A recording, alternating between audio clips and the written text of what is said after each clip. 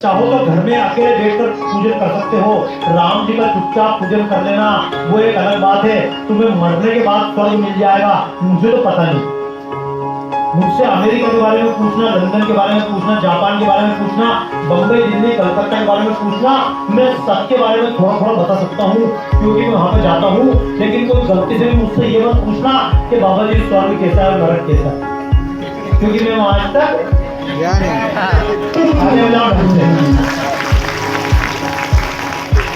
इसलिए एक बार बताओ, मैं झूठा मूठा आपको स्वर्ग नरक की बात सुनाऊं या अपनी जिंदगी को स्वर्ग बनाने की बात सुनाऊं? हम नरक बनकर जिंदगी जीते रहे, पड़ोसियों से हमारी ना पड़े, मोहल्ले में हमारी कोई बात ना हो। यार थोड़ा सा देखिए, तुम तो पास में, तुम्हें तो ज्यादा ध्यान रखना चाहिए। एक बार ताली बजाओ, उनकी का ध्यान रखना। देखो मैंने आपको वो बताया, देखो अगर ये गांव अच्छा होगा, मैं पहले हिमालय जाता था, केदारनाथ पे जाता था, पूरे केदारनाथ पे 25 साल पहले जब मैं गया था भैया, केवल चने उबले हुए मिलते थे, पानी मिलता था, लेकिन पूरे केदारनाथ पर मुझे कहीं भी एक प्लास्टिक का टुकड़ा नहीं मिला था।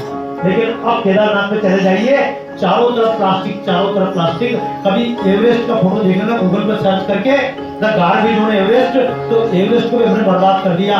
पहले एक बार बताओ कि इस गांव में मैं आपसे कहूं, देखो सुनना, मैं किसी और को गाली देने नहीं आया।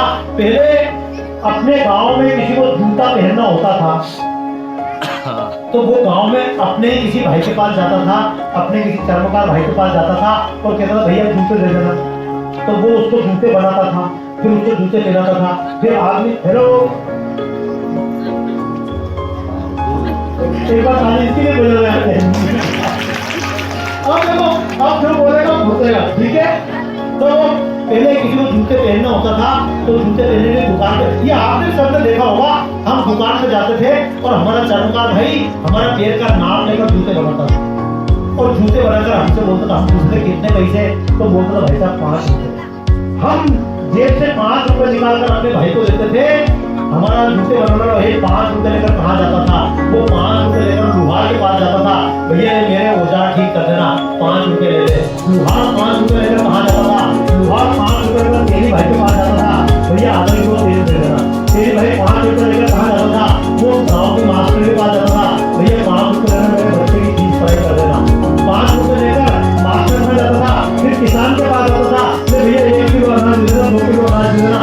यानी अपनी जेब से 5 रुपए निकलता था और घूम देकर अपने ही गाँव में वापस आता था। इसलिए जब हम गाँव में बेरोजगारी नहीं थी, आजकल अगर जूते पहनना हो तो गाँव में किसी बात में जाएगा। आजकल जूते पहनना होगा, गुवाहाटी जाएगा, 30 रुपये डिब्रूगढ़ जाएगा और दुकान पर जाएगा, दुकान वाला पूछेगा भाई साहब लोकल बताऊं, तो वो कहेगा लोकल नहीं, ब्रांडेड बता। फिर जूते की बात कहोगे कौन सा जूता, तो बोलेगा बाटा। अरे हाँ बाटा, तो आपने लिया बाटा, पैसा कहाँ गया?